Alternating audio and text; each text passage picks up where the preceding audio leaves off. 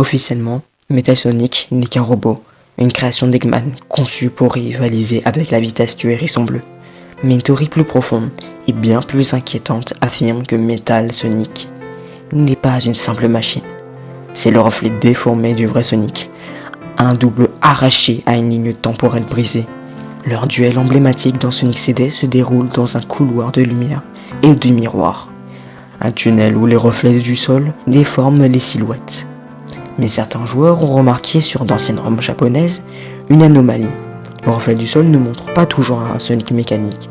Parfois, c'est un Sonic plus humain, avec des proportions étranges, presque réalistes. Un visage sans bouche, mais avec des yeux fixes. Et puis il y a les paroles d'Eggman. I will create the perfect Sonic. Je vais créer le Sonic parfait.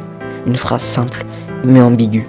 Et si Eggman n'avait pas fabriqué Metal Sonic, mais capturé un Sonic d'une autre réalité temporelle, un Sonic perdu dans un futur mauvais, qui aurait été transformé pièce par pièce jusqu'à devenir cette copie métallique désespérée, leur course finale serait alors symbolique.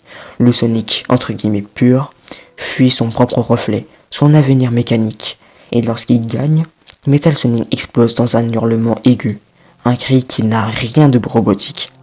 Certains disent qu'en baissant le volume général du jeu et en isolant la fréquence du cri, on distingue une phrase chuchotée. Let me be free. Laisse-moi libre. Cette théorie fait de Metal Sonic le futur de Sonic, celui qui a perdu son corps, son identité et son âme après des siècles de voyage temporel.